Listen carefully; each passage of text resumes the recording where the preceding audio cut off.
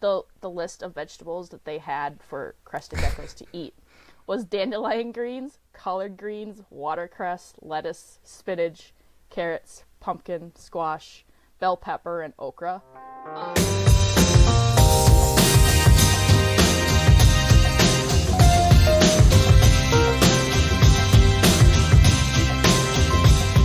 Hey, welcome back to another episode of the Gecko Cove Connection, usually the Gargoyle Gecko podcast, but today we are going to be talking about crested geckos.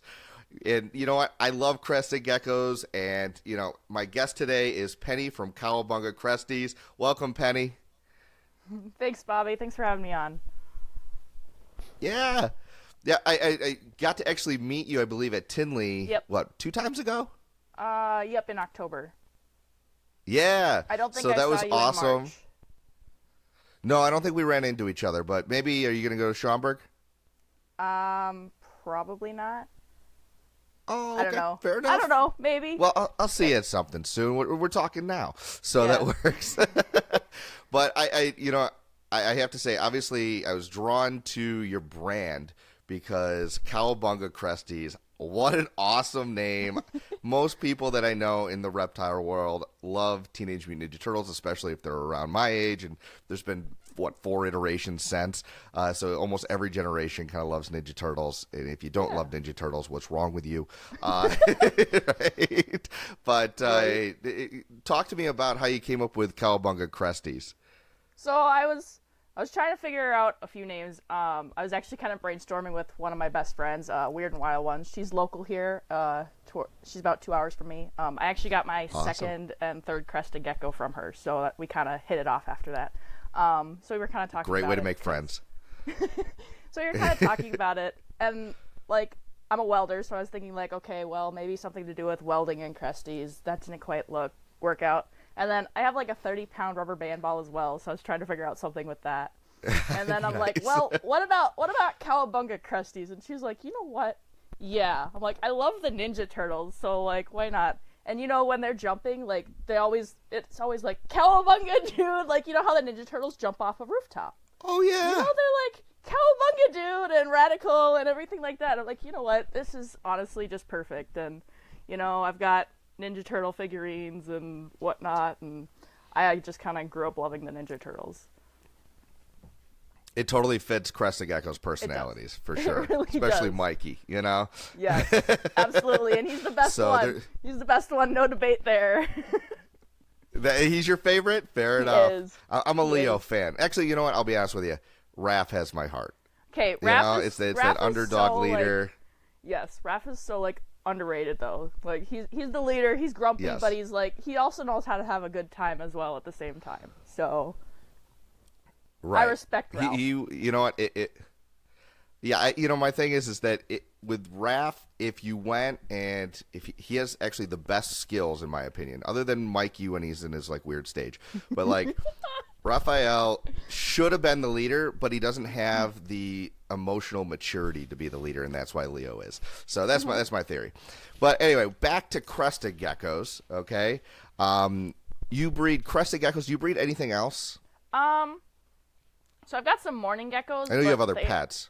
Yeah, I've got some morning geckos, but they aren't breeding worth shit right now. So nope, they not really. I have a breeding pair of crocodile skinks, but I haven't seen cool. anything or anything whatnot. And then I have one Chihuahua. Oh, awesome. So. Yeah, I just did an episode on Chihuahua that'll be out soon. So that I want to get into Chewy's next, I think, but maybe you'll convince me to go crested next. Who knows? Yeah. So I actually fell in love with just like the feel of a Chihuahua. Like that's literally the only reason I got one. I actually got it in a trade with Smug Bugs, so that's how I got a Chihuahua. Nice. Like I was literally at her table when I was looking at it, and she's like, "Do you want to hold it?" And I'm like, "Yes." And then I felt it. And I'm like, "Yeah." All right, what do you want to trade for this? And that's kind of how it went. Yeah. That was, last funny.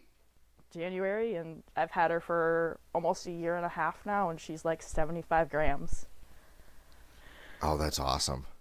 Pine Island, I'm assuming then? Yep. Awesome. So let's get into the crested geckos. Yeah, for sure. And my thing is that I absolutely love some of the ones that you have on your Instagram. And I saw that one dark line one you have. We'll get into this in a little bit, but like your tricolors, absolutely gorgeous. And so I see the appeal, and I'll say this until I actually get one. I eventually will get a crested gecko. They're fantastic. So I guess where I want to start off is with care, right? The few times that you and I have chatted, we've talked about how care is important. And I saw why I invited you onto the podcast was I saw that you were on a live, which I don't see you do very often, right? Nope, I hate But you were just a little bit upset. So Yes. why were you upset? So, last spring, a few of us breeders were reached out to help with writing a book. We were given 12 questions. I can pull up those questions and, read them off and whatnot. But those 12 questions, and then we didn't hear back and whatnot until like November, and they wanted some pictures of, the different morphs and everything. So like, Sure. we didn't hear back about anything. They're like, if your quotes or whatever get chosen, we'll send you a free copy of the book. I'm like, okay, fine, whatever. And so You probably hear felt back. honored just to be, recognized as a breeder. It's kind of weird at first, and I'm like, but I love answering people's questions about what morphs things are and whatnot. So like I always get those questions. They're like, hey, can you help me identify this? And it's like, yeah, sure. Yeah.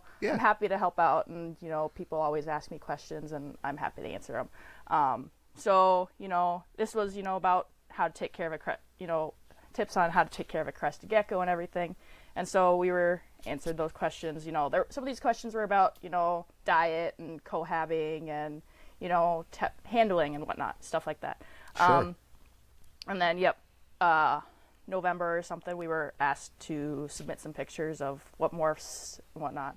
They'd asked about a moon glow, and obviously those aren't really a thing. So I told them, like, Never moon heard glows of it. aren't really a thing because, Was that your first red flag with this? No, not really, because there were a few of them Okay. that, there were a few of them that weren't really, in there. And then, they were missing some as well. So I'm like, okay, there are a few other morphs that you don't have that are listed, and they're like what's missing? And so, replied back. And then, about 3 weeks before they were printing the book, they're like, all right, so the book's getting ready to head out to be printed. What's your address so we can send you a copy of the book? And, there was not really, any communication between, the questions, pictures, and getting the book, other than my address, really. Sure. So then, one day before Flora Fauna, I get this book. It's awful, by the way. So wait, real quick, show everybody what book we're talking about, who wrote it, and what's it called. So this is The Complete Guide to Crested Gecko Care and Ownership by Carla We'll put parentheses around that name. Right? Yep. So I went through this entire book. You Wow. can see, and like this That's is, like type A English, valedictorian. I know, and I wasn't the best at English, honestly. Like I struggled with English. Like I hated writing 5-page paragraph papers. Like absolutely hated it. Like I literally cried writing those papers in high school. Man. Like research You papers. would make your teachers proud with all the annotations that you just did in that thing. It's so bad. So it's awesome. So bad. So okay, real quick, going back to that book, Yep. who is the author of So, that book? The author is actually from the UK. Her name is Carla Sheikh. I don't know how to pronounce it. Carla. Her biography, it says, she's always had a passion for animals after graduating with a BSc in Animal Behavior and Welfare from Angelia Ruskin University in Cambridge. She became a freelance writer for an animal care magazine in the UK. She also has experience working with a wide variety of animals, from reptiles and amphibians to chickens and ducks, while working as a teaching support officer in animal care at the College of West Anglia, Cambridge. She's committed to ensuring that every animal around the world gets care and respect they deserve by promoting appropriate handling, enrichment, and behavioral understanding. So it's got... So that seems like somebody who should know what they're talking about. Should know what they're doing. I mean, that's pretty impressive resume. Sure, I don't have that resume, you know. Right. Maybe. Yeah, just say, but like it sounds legit, right? And I think that's the scary thing when we'll get into some of the bad information that was printed in that book, because again, we're not trying to say this person is bad or evil. No. We're just saying that the information can be wrong or misleading, which causes our animals to suffer. Yes. So clearly you were upset in the live because you were reading off some of the quotes, and some of them were so ridiculous people started laughing, right? So what was some of the things in the book that when you received it caught your eye right away, right? Because there's probably some half-truths or some good information in there, but what stood out as something where you're like, wait a second, what did this just say? So, like, I'm not gonna lie, I never read the book. When I got it, we were honestly told to promote it. I had reached out to a few other people that had gotten the book and whatnot, and were told to promote it as well. They never read it either. So, like, you know, when you get a book, you don't always read it right away, and, if you're gonna promote a book, obviously you should read it. Word of advice, read the damn book beforehand. That's a great piece of advice, yes. Know what you're talking about before you promote it, yes. Yeah, should have done that, obviously, but, of course, none of us did. But wait, you say that, but I'm going to stop you for a second here. I apologize, but real quick, you said you got the book the day before Flora Fauna for the very first time. Yes. Correct? Did you get, but that was already after it went to the presses? Yes. Okay, so when you say you didn't read the book before, promoting, did you actually promote it before actually read it, or like you didn't get a chance to actually read this thing before it got published? I flipped through it a little bit, like, trying to see what was all in it a little bit, but, I didn't go, like, hardcore into it. Like, I wanted to see, what all of ours was in there, because, like, they said quotes and pictures and whatnot, so you kind of wanted to flip through it and see what all was in there. So, like, I found a few of my quotes, and... Yeah, like when you got your yearbook in high school, you go straight to your own photos. Sure, right? If I ever had a yearbook. I never bought the yearbooks. Never bought the yearbook. You cared that much. I think That's maybe awesome. my senior year I got my yearbook, but other than that, no, I never really got my yearbooks. Fair enough. Well, you probably went straight to your photos and to your quotes and things like that. Right, and, like, I looked at, it. all the other pictures that, some of the other breeders had, like, Rooted Cresties was in there. She has her Exanthic in there, and then, Sawstick Reptiles, Sam, he's got his pictures and quotes in there. Tony Gross, he's got a picture of Frazzle in there. So, there's some pretty well-known geckos in there, and, from the breeders. But yeah, I never really looked through the book, I didn't, like, deep dive into it. I'm like, okay, well, as an author, you should know what the hell you're talking about. Like, the questions they asked us, they didn't really go into, like, too much depth about what was, asked, really. So, like the topics and things. Yeah, it was just odd, because, like, we didn't get too many questions in, much depth.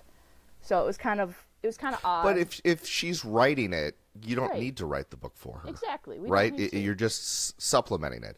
So at what point did you go and say, there's something amiss here? Did someone reach out to you and say, hey, Penny, what the heck?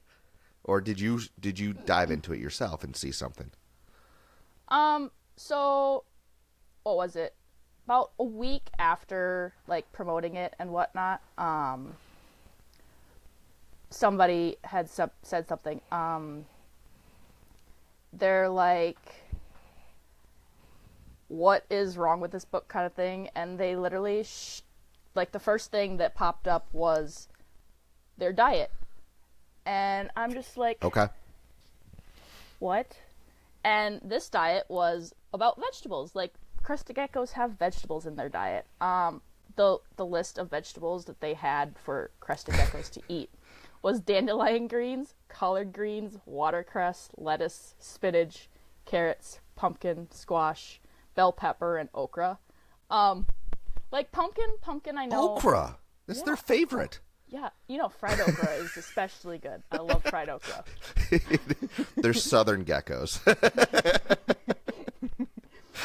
But like pumpkin, yes, pumpkin I feel like can be done. Sure. I know I've heard people say they've tossed, some carrot into their Pangea as well to get like some, I don't remember what vitamin it is, like A or something, but like in extreme moderation. There's some beta carotene for oranges. Yeah. Extreme moderation. Because if they overdose on that, they're done for, really. But like, these vegetables right here are for a bearded dragon, for the most part. Right. I've never fed. And even not all of them. Spinach, no. Spinach, yeah. Calcium binds. It's For bearded dragons? It's more of like a treat thing, like a occasional kind of thing, but Yeah. they can eat it. Like, It's edible. Yes. yes. Not going to kill them, but it shouldn't be a staple. My iguanas will eat it. Like, it's not a staple, but it's like an occasional kind of thing. But like pumpkin is used to help move things along in reptiles. Let's be real. Yes. It's used to move things along. Dogs and people, yeah. Yep.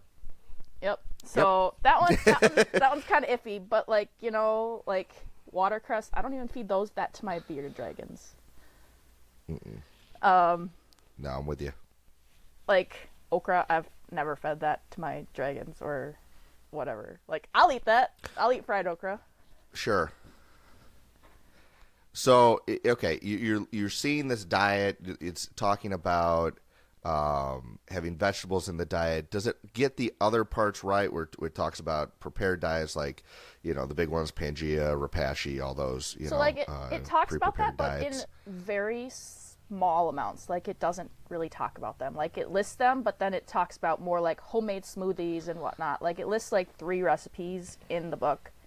And one of those recipes is a cup of carrot, a cup of green beans, and a cup of pumpkin. So that was like the second green thing. beans. Yeah. Wow. Yeah.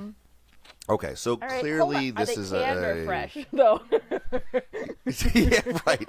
Well, one's a little bit easier to blend up. Right? No. So clearly the information this person had on the animal is on crested geckos in general is very just. They were relying on other people and probably ChatGPT or something like that. It sounds like. Most definitely. Okay. I don't. They did talk about their personal experience with crested geckos, but they were talking about cohabbing them and whatnot. They didn't talk about how they actually cared for them. Really, they talked about cohabbing them. Did they get that right? I mean, in your opinion, like, they had 1 male and 2 females, and they were talking about how they were being bullied by each other. So clearly, if they're being bullied by each other, you want to separate them, obviously. Like, everybody, all the breeders, they're like, don't cohab. They really are solitary animals. But like, if you do cohab, like, you need to check up on them. Like, really, you need to make sure they're eating. You need to make sure there's no visible scars or sores or missing limbs or anything. Like, can it be done? Yes. Should it be done? Not really.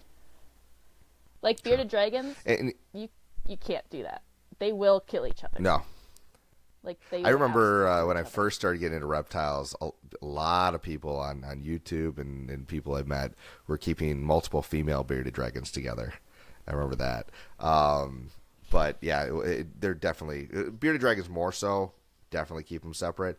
Yes. I've seen. I mean, out of all the New Caledonia species, from what I understand, Iridactyloides are probably the easiest to cohab, followed by crested geckos, maybe then gargoyles, and then you don't want to do that with chewies or leechies necessarily unless they're breeding them. But when you're talking about groups, yeah, you need to watch them, especially anytime you have, even if you just have one male, one female, right? You need to watch them, watch their weight, things like that. Yep. But when you're dealing with multiple females in an enclosure, especially, you got to make sure it's the right size, multiple feeding locations. There's a lot that goes into it. Can it be done?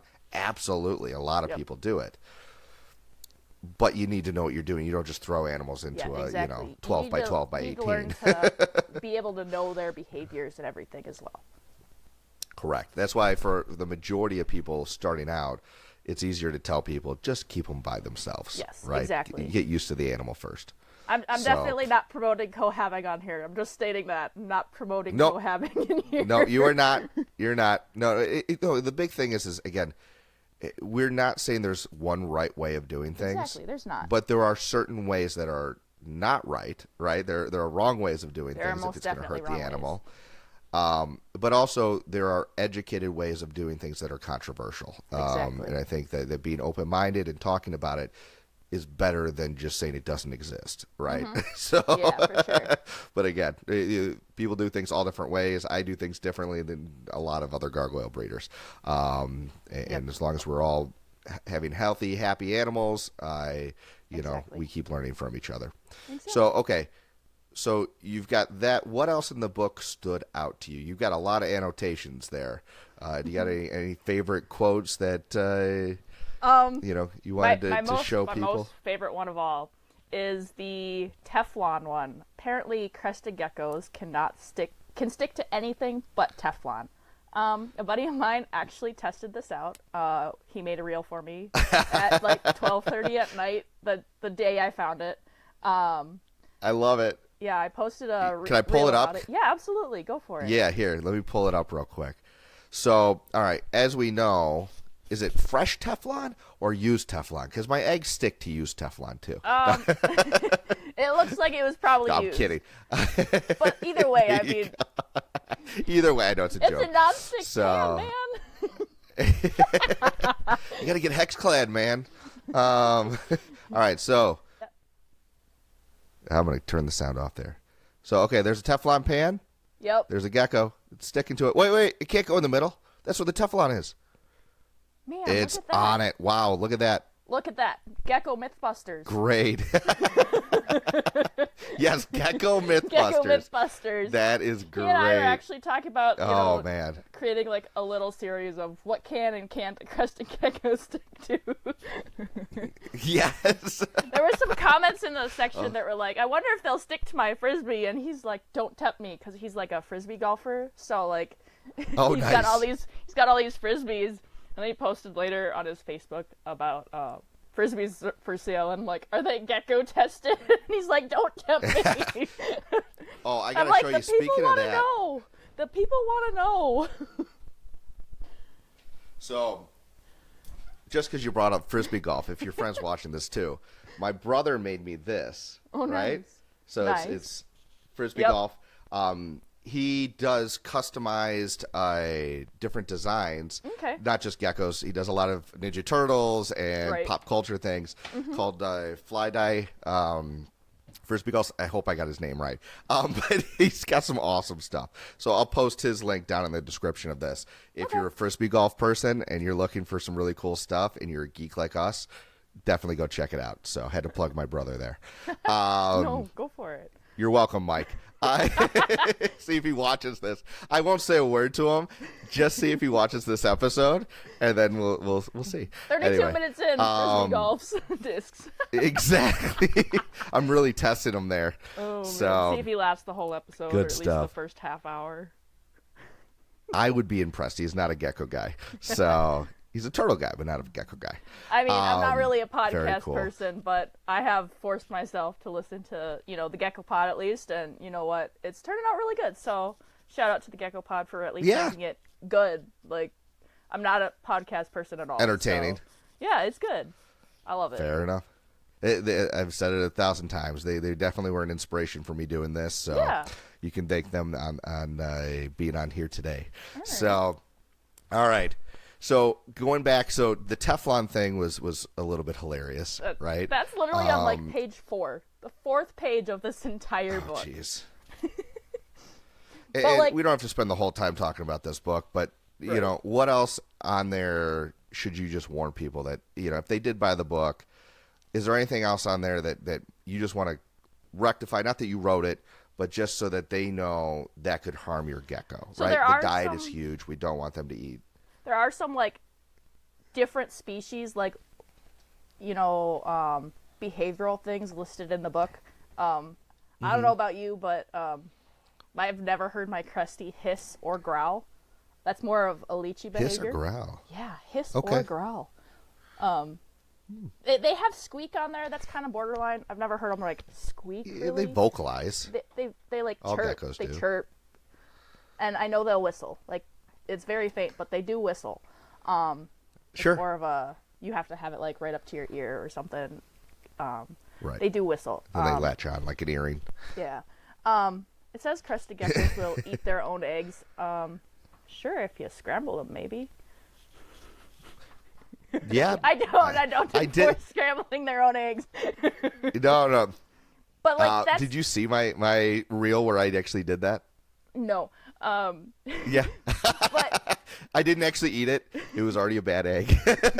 People freaked out. I thought it was funny.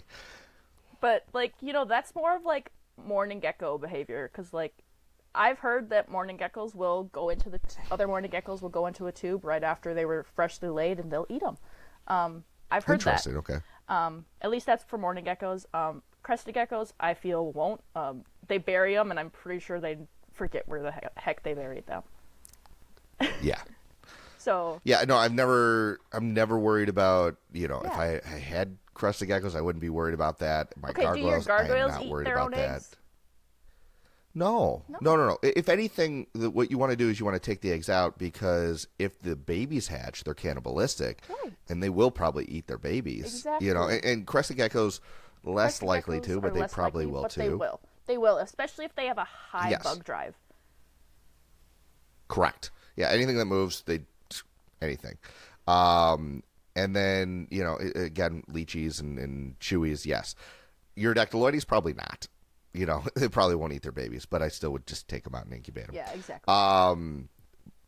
But yeah, no, so it just sounds like there's a lot of just poor information. Yep. Probably not by malice. I always say, you know, a rule for life, everybody, is that if you're upset with somebody over something, if you can attribute it to stupidity over malice, it's probably the right reason. Right? Is that fair to say? You know Most what? people are not trying to piss us off, No, definitely not.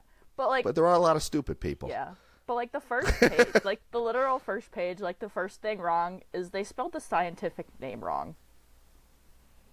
Excellent. Great editor. Right? Like, I mean, this Yeah. book is supposed to go through, Latin's hard. editing and proofreading and everything, right? They literally forgot the I in ciliatus. Like, that's fun. I didn't write it. Sexual, No. sexual maturity for a crested gecko is 9 months. 9 months. 9 months. Really? You know what? That's dangerous information, because if some newbie reads this book, Exactly. right? Yep. And thinks at 9 months, Yep. Let me tell you, you know, some that's people, leopard gecko, some and even that people, is young. Their 9-month-old What? crested gecko is not over even 10 grams. You think that's ready to breed? I know. You think that's ready to breed? See, for me, Man, they're getting I younger can and have younger a these 6-month days. gecko ready at like 15 grams. So Mm-hmm. that's like usually what my weight for a 6-month-old gecko is 15 grams. Okay. By which about a isn't even year, close. I've got about 25, maybe 30 grams on them, which is pretty good Yeah. for a 1-year-old gecko. But they've got, you know, a 1-year-old gecko as ready to breed, basically, in this book. Their charts are all wrong. Guys, never Don't breed ever, your gecko ever at breed 9 your months gecko old. at a year old. You know, I just did a thing and a about half gargoyle years. breeding.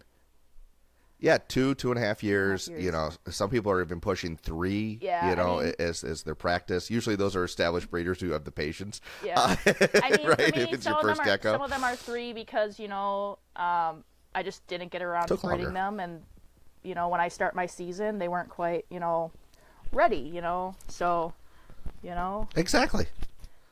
I got a girl that just turned 2 that at a year old was 60 grams. Okay. She's on paper should totally breed, right? I should totally pair her right now.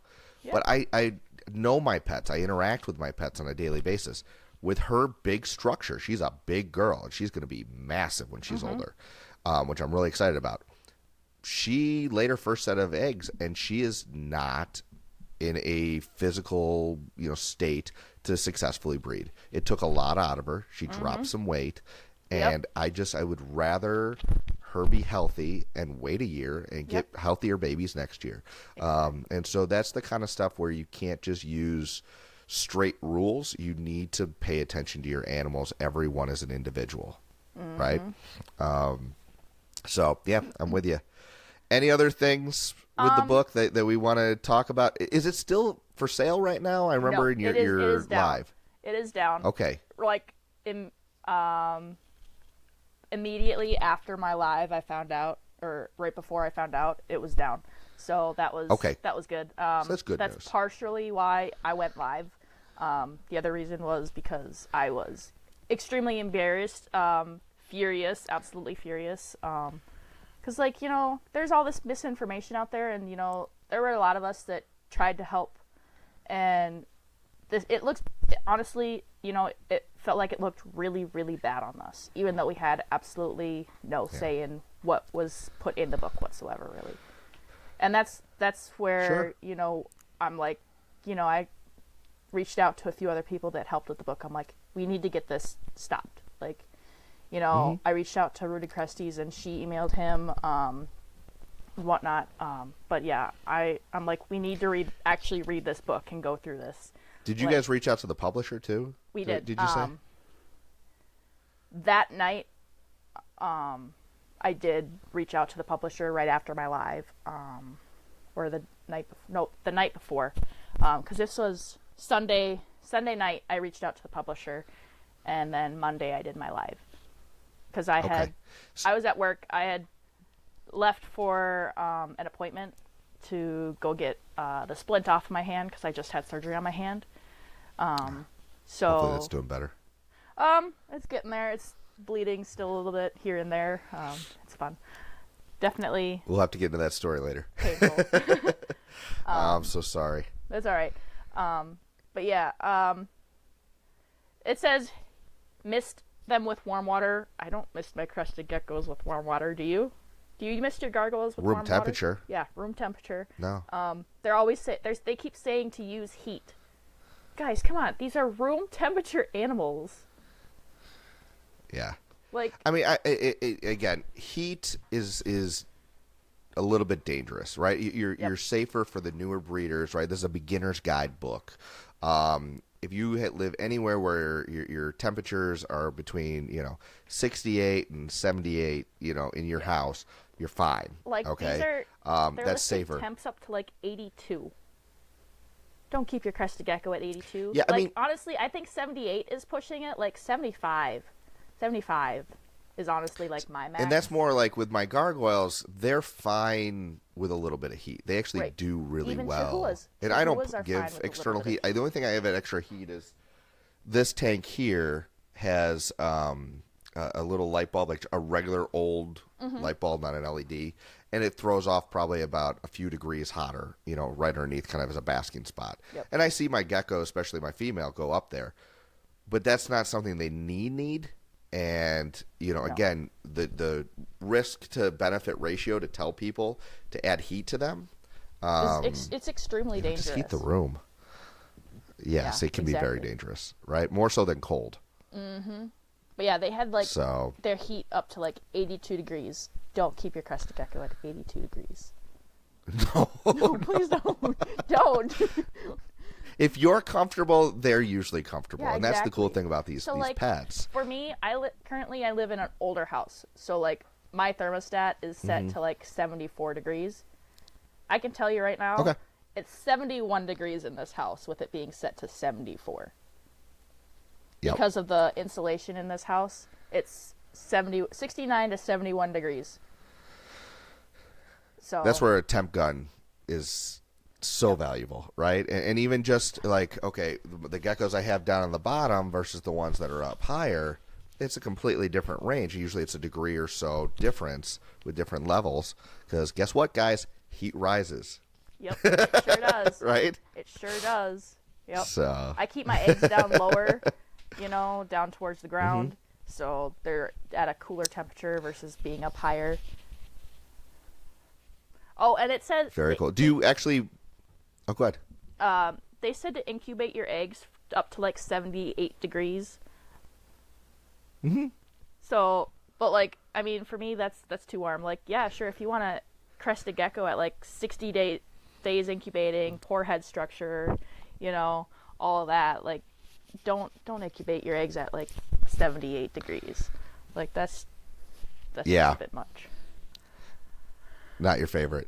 It's funny. I'm doing a little experiment this year, and this is the difference between species, right? And where we can talk about this. I last year incubated my eggs just at room temperature. They sat on that shelf right over there, and took anywhere from 90 on the low end to 120 days on average for my babies. And they would come out around 2.5, maybe 3 grams max, for the big ones. I'm now incubating in an actual incubator that I made a video of and put together myself using an old cooler. Works beautifully. I've got it all thermostated up so it all stays very consistent. I do incubate at 78. Okay. What's interesting is I've noticed my babies are bigger with gargoyles.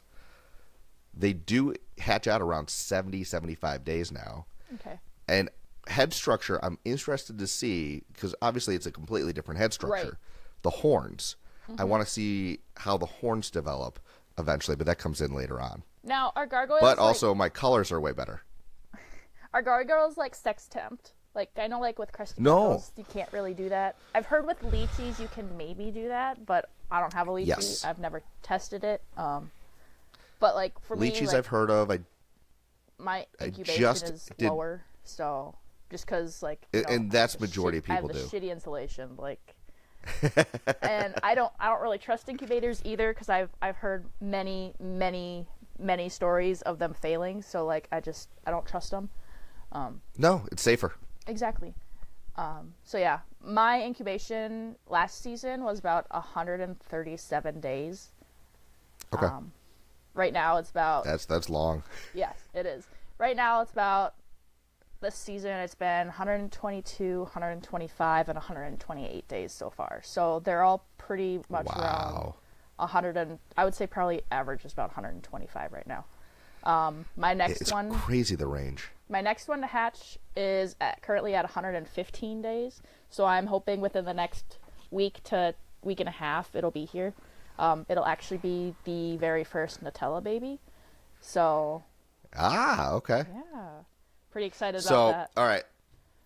Let's shift gears for a second because you brought up your other geckos. But just to finish out our last conversation. So the book, you wouldn't recommend it. They can't buy it anyway. Correct. Right? It is off. And just to kind of finish it out, it's got a lot of bad information. Are they fixing it from what you know? Are they going to have you guys review it at all? Like, what's the next step plans that you've been made aware of? So after I finished the second page, and there were a lot of errors on just the second page. Like, this is literally the second page. This is the second page. Wow. Yep, that's a lot of color. Yeah. It's definitely colorful. It's a nice little rainbow.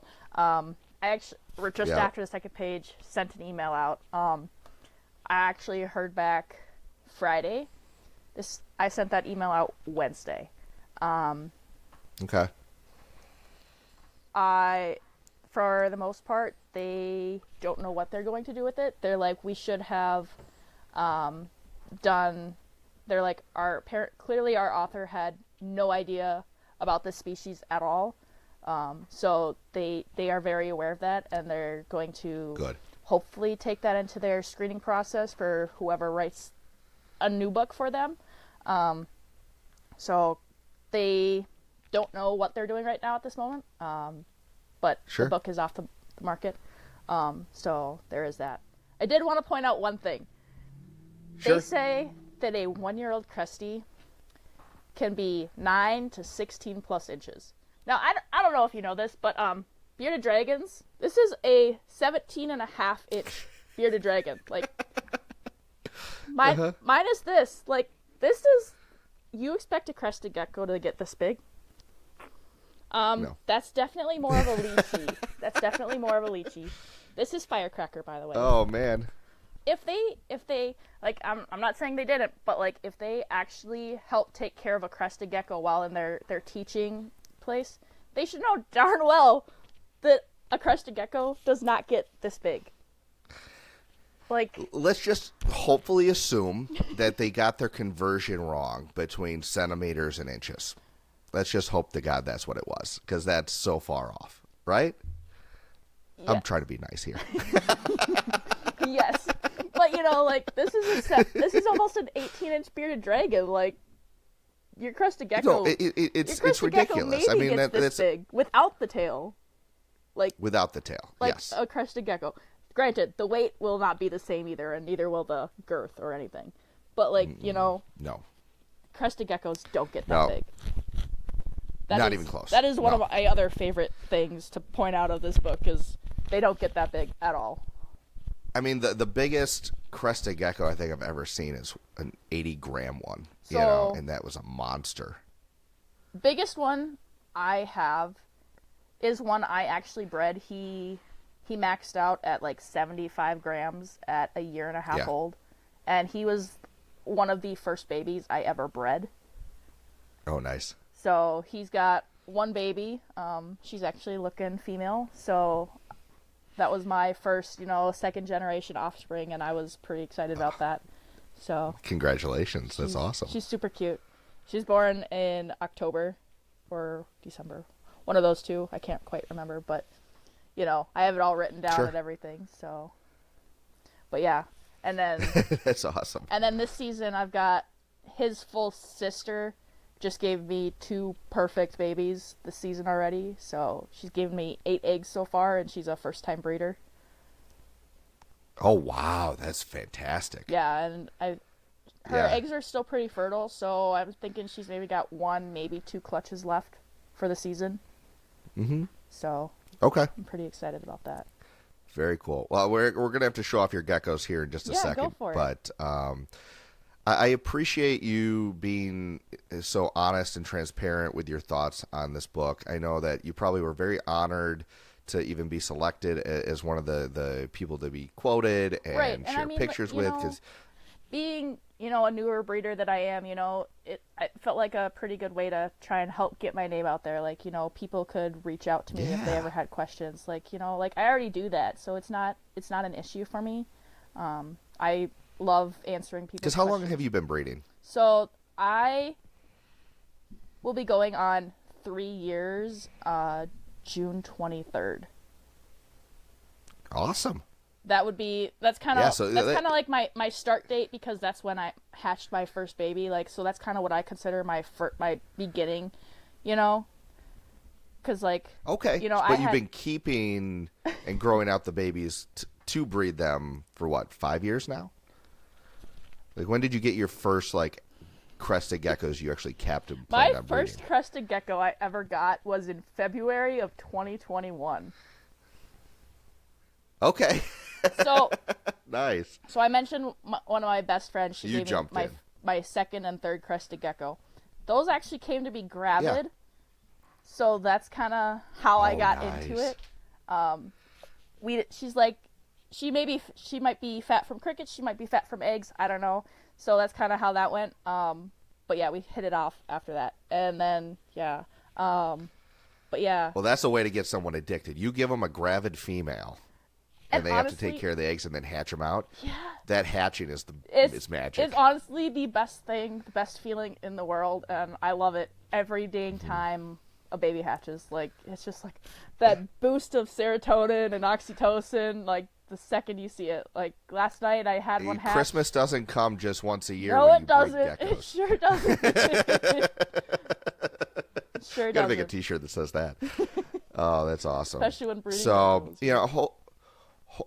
hopefully, with the book, that it's good that the publisher has pulled it. That they're hopefully going to be working with either that writer, and hopefully that's something that they can correct and make a better resource, because we could use some more books like that in the hobby. Right. There are people who do like to read and not just watch YouTube.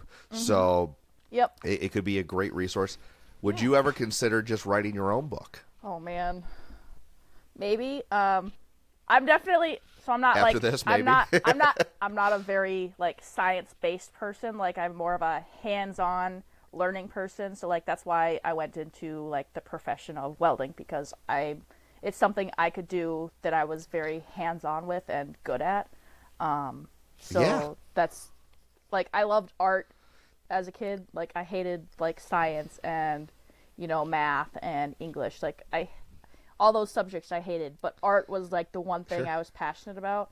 And like in high school we had an option of like language class, study hall, or like shop class, and I took shop class because like I was good with my hands. Like I was really good at it.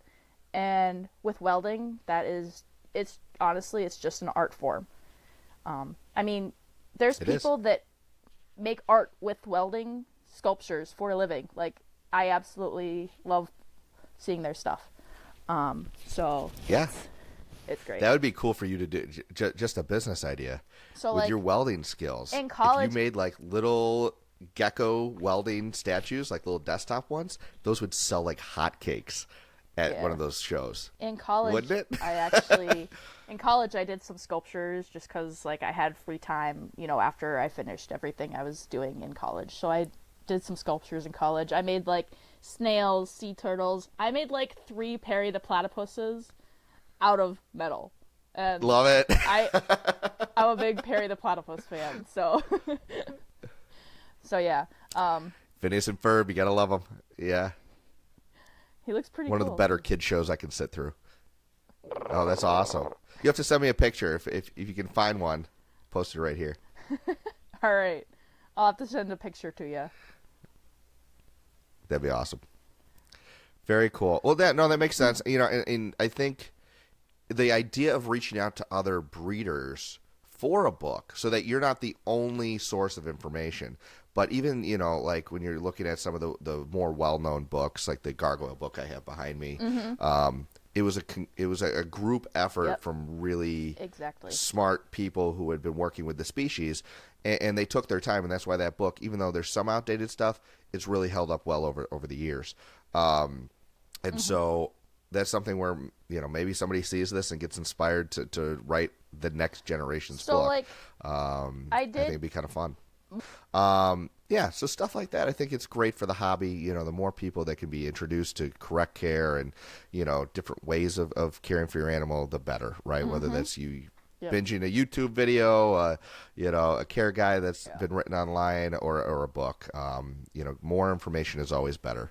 So I know, me personally, that's great. I didn't really have many people I could talk to about, how to care for them. Like everything I really learned was kind of hands-on. So like me jumping into this, like I just kind of learned it all by myself for the most part. I had my friend do it, and then I had Juliana's Geckos, Nicoletta. She was actually one of the biggest inspirations for me when I started. She actually had a giveaway going, and when I first started, and we kind of just hit it off. I actually just met her at Flora Fauna after almost 3 years of talking to her. So she was one of my big inspirations for doing this, because it's a woman in the field. Like like in welding, there's not many women in the field doing that. So it was kind of definitely not in welding. She was kind of one of those people I looked up to when I first started, and then. Amy from Coconut Cake Cresties, she's another person that I, hit it off with and talked to. So, there were like three people when I first started that I really talked to. Well, hold on. 4. Ryan from Skills for Days, he's in Florida. He was another person I absolutely hit it off with. So there were like 4 people that, I talked to almost daily when I first started. trying to you need that. do these things. You really do. Whether I don't care what species you're working with, right? Yep, Crested exactly. geckos, gargoyle geckos, non-geckos, right? Bearded dragons, does not matter. Having those people to bounce ideas, and even if it's stupid, basic questions, Yep, right? Like, exactly. what humidity do they need to be at? There's no stupid questions when you're learning, right? We've all been there. Yep. And a lot of people are afraid to reach out and ask. I think people reach out to me, and I'll give them as much time as I have, right? Without, ignoring my own kids. But, like, it's one of those things where I have those people. I still am learning, and you probably still reach out, or even if you're not asking questions. Yep. How many times have you hatched out just a banger of an absolute baby, and you're just so excited, and you're like, okay, these 5 people are getting a picture right now, right? I mean, I'm in a few group chats, so like I'm like, baby, and I send a picture, and they're like, oh my god, yay! And it's just like one of those things, like last night I had a baby hatch, and I'm like, baby, it took a picture, and they're like, yay! Yes, it's as just, great as it is, like hatching it, sharing it with the community is and, just as good. And there's those people that are just as happy for you and excited as you are about it. It's exactly. It's great to have people in your corner and everything. And that's another thing with this book. Like, it really shows you how many people are in your corner. Like, the amount of people that showed support and everything, and gave positive comments, and then they're like, it's not your fault and everything. It's like, these are the people that have supported me from the beginning.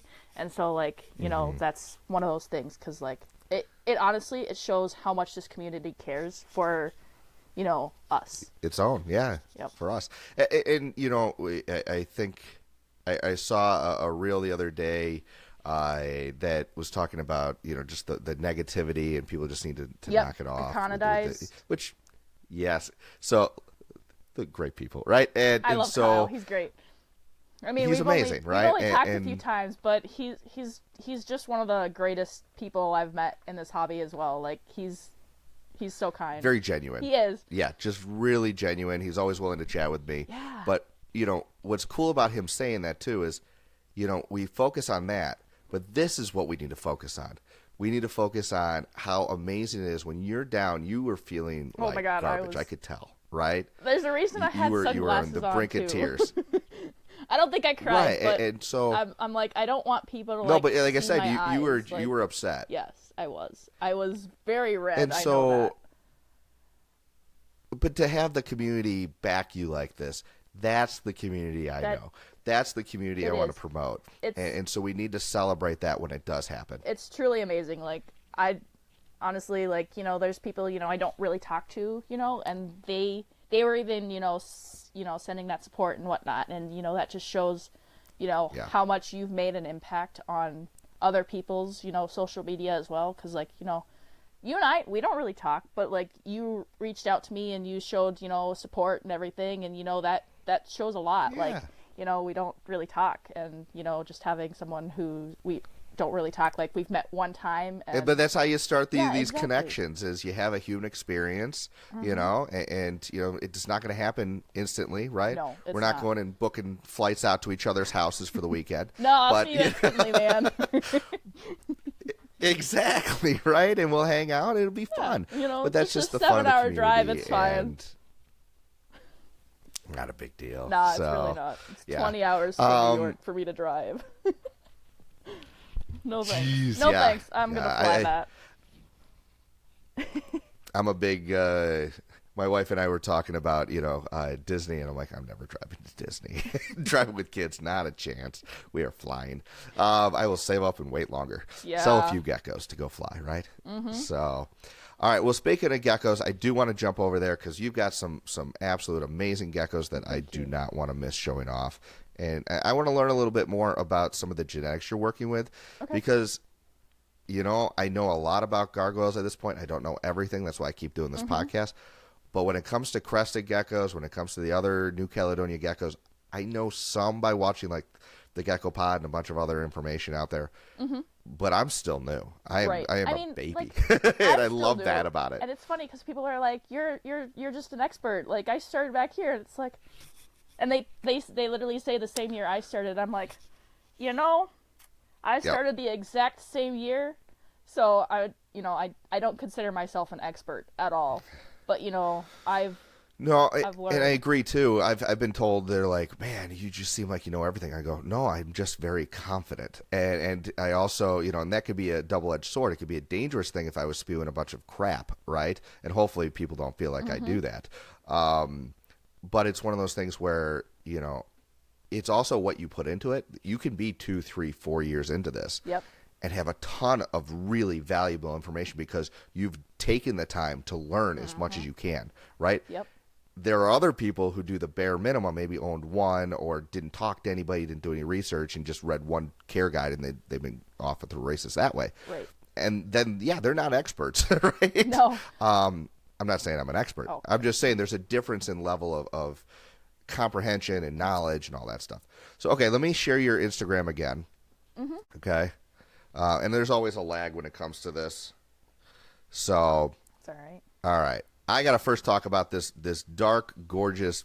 Is it a boy? Yep. It looks like a boy. Yep. All right. This thing caught my eye. That's not an axanthic, correct? No, it is not. He is just. How did you get such a beautiful black gecko without the axanthic gene? Is that just a dark line? Like, what is this? Just a dark phantom. I had actually found him on, I don't quite remember if it was like Facebook or Craigslist or something, but I just found him. He was like 3 grams when I got him. He was this just brown little thing, and those are the best. He just bloomed into this absolutely gorgeous dark gecko. So, yep. Yeah. So I can't wait to see his babies. Exactly. That was a year. So like those 2 pictures next to each other are a year apart. So he was like 20 grams, and then in the second one he was 40 grams. So like this one's got a few pictures in there. Got his baby or whatever that. Nope, that's last night's baby. Okay, very cool. So this one is the new one. Yep. That's a year ago. Yep. So those were a year apart. Okay, so I'm noticing something here. I'm just kind of flying off the cuff, but the head structure on this one, right? It's the same gecko, but he's a year older. Looks just better. Like I always, when I look at crested geckos, and the crest sort of goes up a little bit. Yeah, so like they kind. That's not. They kind of like go up a little bit. I feel like for like the first year, and then afterwards they kind of flatten out. Sometimes they'll get a little droopier. I've had some where they stay, up. So, I don't know. Yeah. Okay. Yeah, but it turned out great head structure. I love this gecko. He's got amazing structure. I love him. Yeah. And then obviously I see a bunch of, this is tiger, correct? Yes, it is. The brindle, is it brindle or tiger? What do they call tiger. It's tiger. So like those stripes go all the way through the back. So you can see the. Love that. Yeah. Such a cool gecko. Now, are these getting more popular? I knew they weren't popular when I first started. I think they are. There's definitely, more people being like, oh my gosh, I love tigers and whatnot. They are honestly such an underrated gecko. Yeah. They're not like. You know what they remind me of is the chewy hybrids. Yep. Without the chewy. Mm-hmm. Yeah. So, very cool. The other one that caught my eye that I wanted to ask you about was down here. Hold on, let me scroll down. Your tricolors. Oh, holy smokes. Just nuts. Look at this. Yeah, so. Is that what the gecko's name is? That's. Yeah, actually, it is Holy Smokes. That one's not Holy Smokes. That is actually Holy Smokes' half brother. Okay. That Good one family is genes. actually available. I don't know how he's still here, but he. Wow. He is about 28 grams. His sister White Claw, they're both half siblings to Holy Smokes. That reel right there is. Is this Holy Smokes? That reel on the left in the middle there is Holy Smokes. This one? There's a little bit of a delay. Yeah. Yep, that's Holy Smokes. Yeah, this is gorgeous.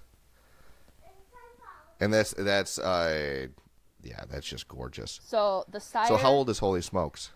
He will be a year next month. June 13th, he will be a year old. He is currently 28 grams. Wow. Yeah, he is gorgeous. I mean, most people love tricolors, but he is just So stunning. like his white is insane. It's absolutely insane. It's like paper white, and then actually got some yellow like highlighter coloration in there as well. I don't know if you wanted me to send you some pictures of Sure. his sides. He's got Little spots of yellow in there. yeah, he does. I've got some So cool. I've got a close up here. I'll send it to you real quick. Yeah, they'll send it to me later, and I'll post it in the. But Nice. his sides are incredibly paper white. But yeah, those two are half siblings.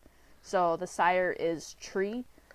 He is my Let me pull it up real quick. If you sent it tricolor. real quick, there we go. So that is. Can you see it? So that is. So he's got those like right in there in those white. It's got. You can see it here. Yep, and he's got 2 shades of orange as well. So he was probably about 20 grams in this picture right there. I need to take a new one, but Okay. he's developed some like hypo in that white, and along the base of his tail, he's developed hypo as well. So that yellow So highlighter, he's developed that hypo color. Yeah, that's gorgeous. Absolutely gorgeous. So, what were some of your first geckos? So- were they tricolors or harlequins? My first gecko was, and then that female up. If I go up a little bit. Yep. This one? Nope. That is Echo. Nope. That's Echo. She's here on loan from the Crested closet. Oh, cool. So Kind of greenish. she is. She's a gorgeous green. She fires up black, but I am such a sucker for the olive base color. There's some contradicting information out there that says like, olives are, they're just dark geckos. Well, like a dark gecko doesn't fire down green, like they fire down brown, if you ask me. And I do think that So cool. no, it was just up a little bit. So you see the one where it's that down a little bit, left, 2. Left. This one? So the tricolor, yep, that one. Describe the That gecko. is- That's easier. Yep, that one. That's White Claw. She is Holy Smoke's half sister. She was actually the first sibling, the first one of the first babies from my Twix and Tree pairing. Tree is the Nice. sire to Holy Smokes. He just creates Okay. amazing olive, tangerine, tricolors, and whatnot. Holy Smokes is Now, when you say tangerine, is there a difference between orange and tangerine? Because I've heard the tangerine lines, like, and some of them are just tangerine- stunning. tangerine is more like a pinkish hue, like a pinkish coral hue. It's Okay. I'll send you another picture real quick. It's got this like pinkish Sure. hue. This female here, I'll show you. It's full wanna go to your sibling message? to Yeah. that one. It really shows the tangerine color really well. It's like a pinkish coral color. It's just absolutely stunning. It's really hard to actually capture. Oh, can't pull it up this way. Did you send 2 I photos? did. Hold on. Yep. You can't do that on a computer. People didn't know that. Go back here. There it goes. Very cool. But this Yep. picture will show you that Okay. color really well. So like you see how it's like that pinkish Yeah. orange color. That's Yeah, like you said, kind of a coralish orange yep, kind of pinkish thing. coral color. That's like that tangerine, and she's even got that in her lateral pattern as well. So it's really Very cool. really fun to see. Beautiful stuff. Yeah, again, just in the last few years, I think when you start producing this kind of quality, people assume that you've been doing this for a while, right? And when you've only been doing it for 2 or 3 years, it just means Right. that we listen to really smart people, right? Bought some nice starters. So Yeah, for sure. that is awesome. Are you having any fertility issues? Like people have been kind of mentioning this year that crested geckos are having some fertility issues. No, not really. I mean, I've got, Good. first time breeders producing multiple eggs. You know, I've got one, she's already done it out. She gave me 3 eggs, but it was a first time breeder, and and it looked like it took a lot out on her, so I'm not going to like repair her right away either to get more eggs. And you know what? I've got plenty of eggs Yep. incubating makes right sense. now already as it is. I don't need to repair her either. Yep. So you can be smart about it. That's Yep, awesome. exactly. I mean, I've got Do you have any projects you're really excited about that you want me to kind of show off real quick while I'm on here? one of my biggest things I'm most excited for would be my olive lily white project. Okay. It's, Real quick, I'm going to just be ADD here for a second. The Yeah. head on this gecko here So that is one, just amazing. that one is produced by Hellish Geckos, Carly. It's an absolutely Nice job. stunning gecko. That dome on her is insane. So plug to my girl Carly over at Hellish Geckos for producing that absolutely Yeah. amazing gecko. Just gorgeous. She is. She's like 58 grams of absolute chunk. Okay. She's one of my geckos that absolutely cleans her food bowl. Oh, those are my favorite. She's got such a sweet When you don't have to beg 'em, personality like, as well. But yeah, my olive tricolor. So you were saying your olive lily white. My olive lily white. Or project. is it olive tricolor? Well, it's, Yeah. I just sent it to you. It's my Oh, okay. olive Let's see. lily white project. I've got my first 2 babies. I hatched a lily white and then a phantom. The lily white, I'm pretty positive, is a lavender. Didn't come out olive, but it's also kind of got like a yellowish tint. So I don't know if I'm not quite sure yet. I have to wait for that one a little bit. It's kind of questionable, but it looks That's cool, though. lavender, but it also looks yellowish at the same time. So I don't really know what that one. And then the phantom I hatched Okay. out is an olive for sure. It's actually got a little bit of like Yeah. a funky tangerine color in the dorsal. Yeah. That's so cool. I mean, when you're doing new projects like this, that's the fun of it. You don't know exactly what you have until you've done it Well, for a and, few like, generations, right? not Or at least many- a few seasons. Not many people work with olives either, and so this is No. one of those things that I wanted to make a name of myself for is olives. And I feel like Yeah. I have, because it also goes with the Cowabunga Cresty Cowabunga. Ninja Turtles are green, and that's another thing. Yeah. Like that was my main focus when I first started, was just olives. I'm gonna give you just the top of my head. You need to call the line the ooze line, I'll think about that. right? Or mutagent, yeah, whatever they call it in the different ones. My- So, Olive tangerine line. I haven't really told anybody this. I'm going to call it the Amylite line. So you know how Amylite is like. cool. Where'd that name come from? So if you look up Amylites, they're super colorful. It's actually like a stone, Okay. and it's got like all these different colors in it. It's like greens Yeah. and oranges and all these different colors. And I felt like my olive tangerine tricolor stuff, just olive tangerine stuff, would fit really well with that. So that's Love kind it. of how the direction I'm gonna take that, is just call it the Amylite line. I Sweet. haven't figured out when I can exactly call it that, because I haven't really, like I've got my olive tangerine stuff, so I mean I probably could, but I just don't know when's like the right time to call it that. So Well, I think you just did. well, damn.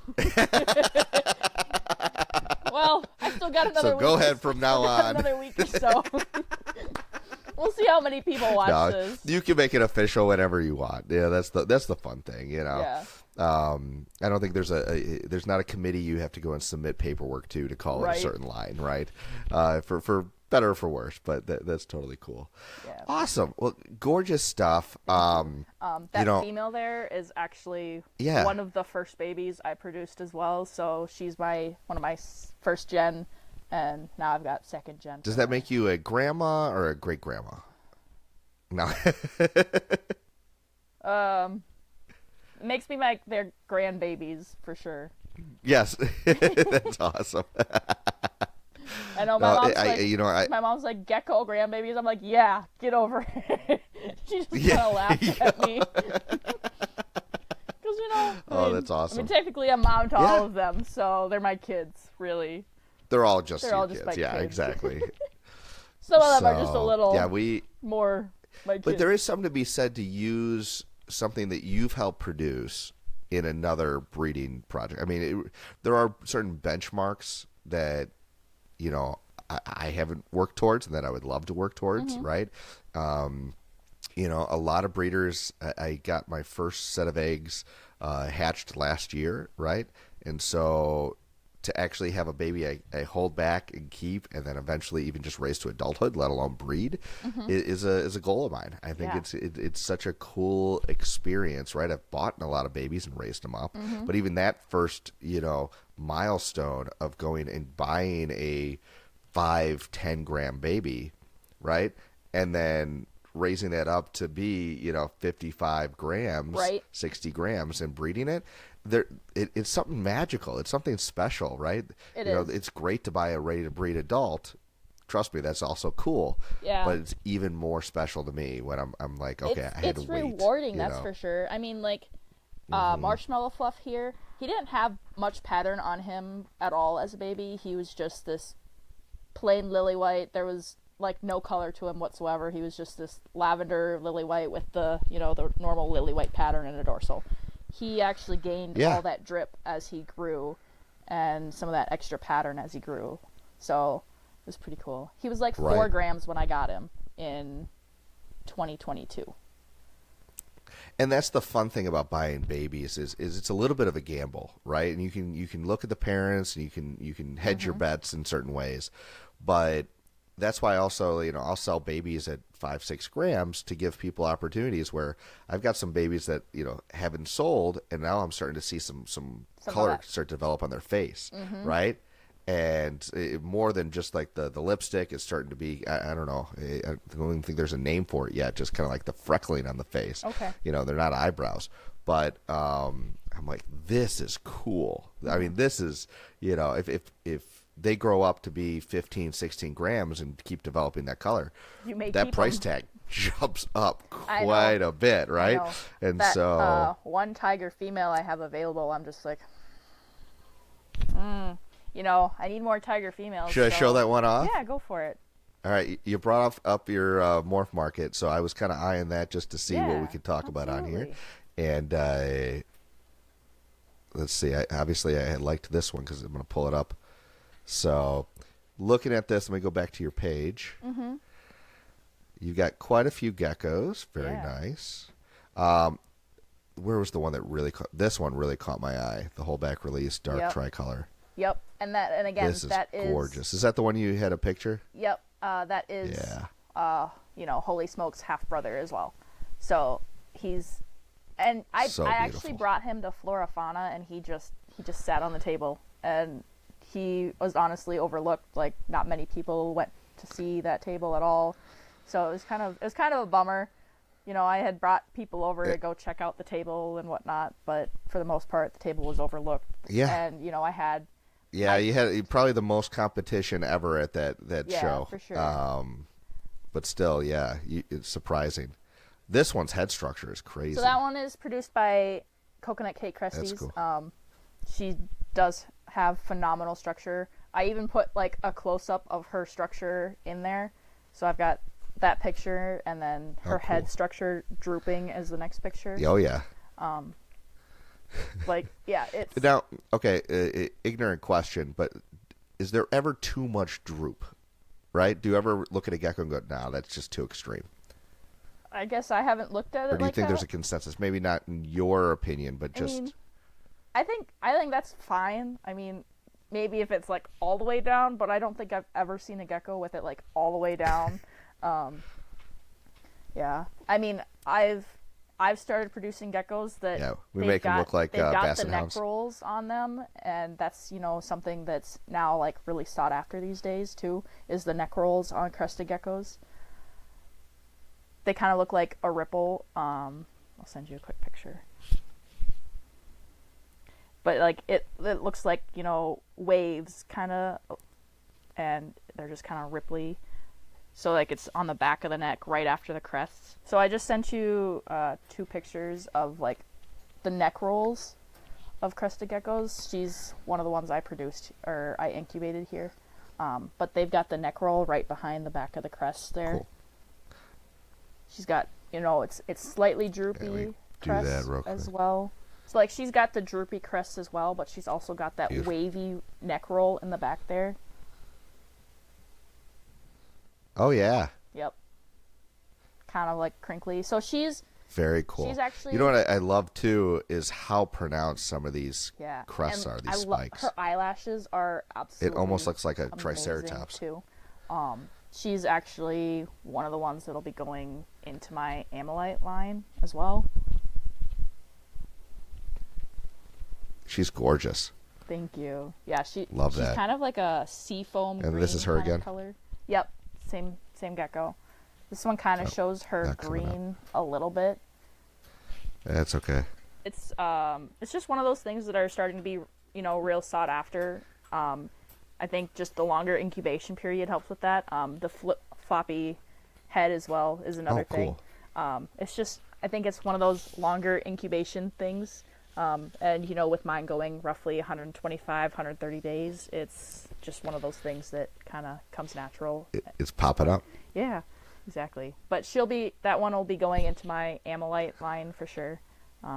She'll be put with tree and then some of my lavender stuff as well.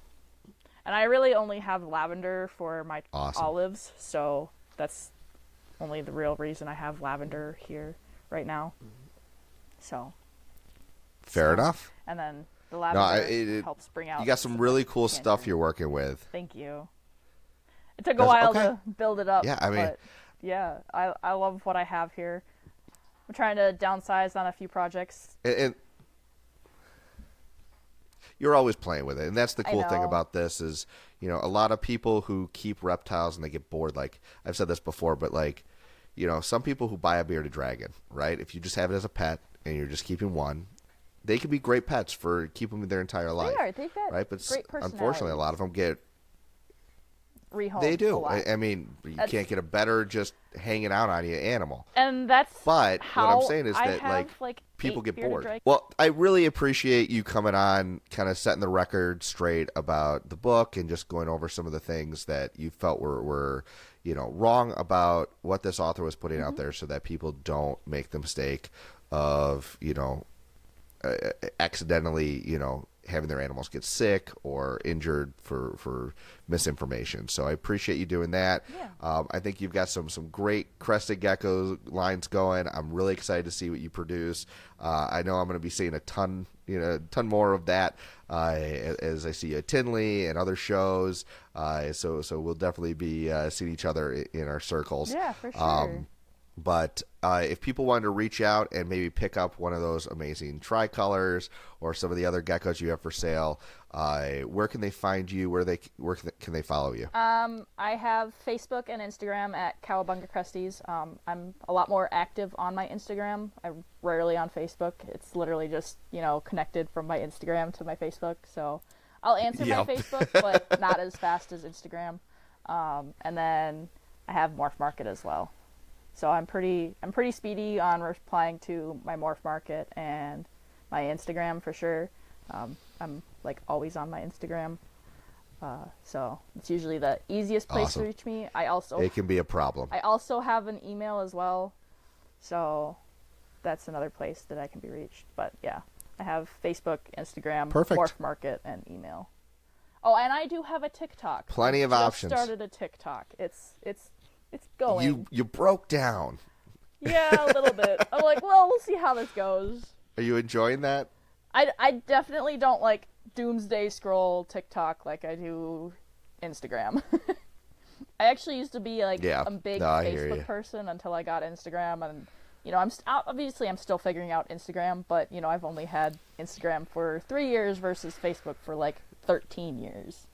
So, I got the Instagram for the geckos. I was a Facebook person, but Facebook's been weird lately, so I'm totally Instagram, even though they're owned by the same company, and I'll try to avoid TikTok as long as possible, so we'll see how it goes. I originally got my Very cool. Instagram for my bearded dragons because, you know, we did like rescuing and stuff and whatnot, and I just wanted to show off my beardies. So I have one for that. Yeah. I don't really use it anymore since I had lost a few bearded dragons within a week of each other.